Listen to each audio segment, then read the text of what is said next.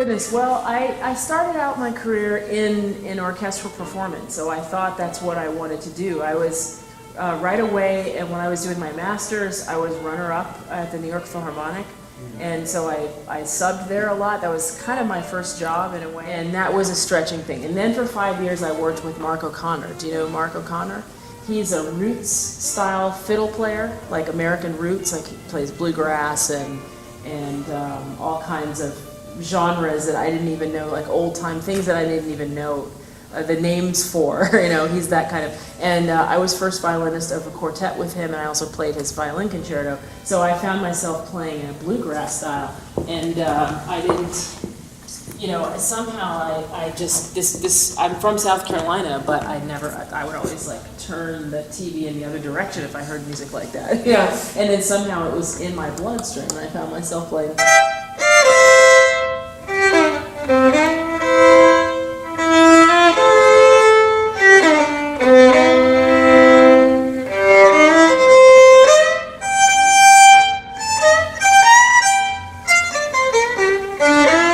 Specifically wanted to show that classical violinists aren't so stodgy and boring and whatever, so I wanted to pair this Izai solo sonata with my arrangement of Pure Imagination from Willy Wonka and the Chocolate Factory.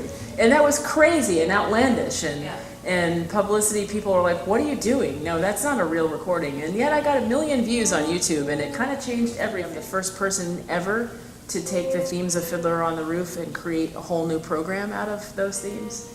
And it's kind of surprising. That's never been done. I mean, the story is not actually about a violin. The violin is a metaphor. We are all fiddlers on the roof trying to scratch out a simple tune, meaning we're trying to get by. And it's not far, the apple of Fiddler on the Roof is not far from the classical tradition. I mean, it's very, we just heard Chardash, which I played as a kid, and Revel Tsigan, and all of those great gutsy works and things like that that just come naturally to my gut. But this story was important. It felt like important historical social justice themes and women's empowerment themes and family dynamic themes and all of that kind of stuff. So going to work every day, it felt so fulfilling to be a soloist 8 times a week. I mean, I was concertmaster for Fiddler and also the soloist. I was concertmaster in Lincoln Center for Live from Lincoln Center with Long Long. I think it's called New York Rhapsody. I was also concertmaster at Lincoln Center for a 10-year anniversary of The Light in the Piazza. Concertmaster at the BBC Proms, which was a rather incredible experience because no orchestra but established orchestras get a place at the Proms, which is this parade of a festival of orchestra concerts in Royal Albert Hall. It's a 6,000 seat theater in London. And it was my first time playing with, I've played in orchestras in the United States that gather together some of the African American players from different places, from the Med and from a lot of different orchestras. But I didn't know what was happening in Europe with that. And so it was fascinating to go to Europe and play alongside black French players and black, Dutch players and black German players and black, there is an inability sometimes to be able to picture African Americans doing this music, and that's a notion that is completely unfounded in history because we've been part of the history of the music since the beginning. One of the composers that I like to talk about these days, who I've become much more knowledgeable about, is Joseph Bologna de Saint-Georges. Do you all know? An absolute wunderkind. And he excelled in everything. He was a masterful violinist. We know very little about his violin training, but suddenly he was on the scene as this incredibly talented violinist.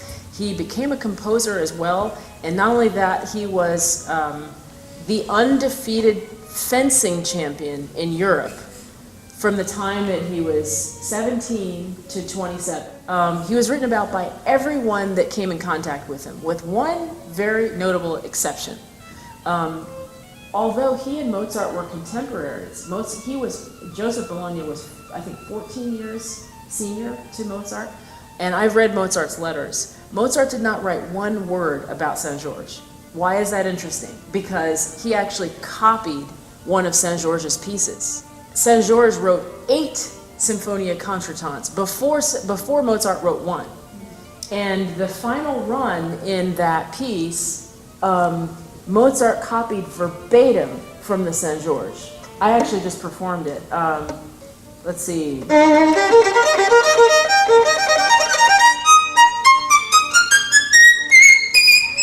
That run is verbatim a copy from the Saint-Georges, one of the 8 Saint-Georges Symphonia Contretantes. So this is the kind of thing, I feel like we, as artists, your original question was, we are sometimes thought of as newcomers, we're sometimes thought of as other, or somehow less than, or not as many, or whatever. But we really have been part of the history of classical music since the beginning. Another violinist that you may not know about, George Bridgetower, was a friend of Ludwig van Beethoven, and they were friends. And the Kreutzer Sonata, which is the 9th violin sonata, was originally dedicated to Bridgetower. They apparently had a falling out over a woman. And Beethoven, in his typical fashion, gets mad at people, changes the dedication. He did that for the 3rd Symphony, the Eroica, was originally dedicated to Napoleon, and then Napoleon did that thing. And Beethoven said no, calling it the Eroica. We need to know this about our history, we as classical musicians in general, and African American artists in particular. So it's a challenge. There are all kinds of things at play, but I think there are wonderful opportunities to reach new audiences, to play, to expand the repertoire. Personally, I love the classical music repertoire. I absolutely fell in love with every single drop of it. I have no problem with playing Beethoven. I absolutely love it. But there are also wonderful composers of color that we should be considering, and women composers. So I think it's a really helpful thing to go and do your studies in the city that you may want to live and work in, because the opportunities that you literally get under the hood in a way that you have to know the rhythm of your time and know how you can lead it, be part of it, otherwise understand it. And music is about feel, and in classical music it's the only genre we don't talk about that. We talk about whether the notes are right, whether the shift is good, whether the bow is doing the right. I think there's kind of an epidemic of, just playing it right in classical music with the feel missing. And so playing, when you expose to other genres, you just have to have a real gut sense of the feel. Well, I think, I remember something just like this, which was the catalyst. My school, in elementary school, I went to see the orchestra, and I remember hanging over the balcony and hearing them play, I believe it was Scheherazade, and that was very, formative violin stuff there. Warner Brothers cartoons, growing up Lutheran and hearing all the Baroque music, and then a string quartet came to my elementary school, and I said, that is what I want to do, that's what. And so the recordings that were in our house that really inspired me were Isaac Stern and Pinka Zuckerman and, Chiu-Lang Lin, also Yo-Yo Ma, and Wynton Marsalis. Those were the 5 people that I think most inspired me when I was a kid. And then when I got to college in New York, I went to the Lincoln Center Library, and I literally just got bins full of CDs, like, what do I not know? And just started listening to things. There is this cellist, black cellist actually, who was 19 years old, he's the first black musician to win the BBC Young Musicians Award.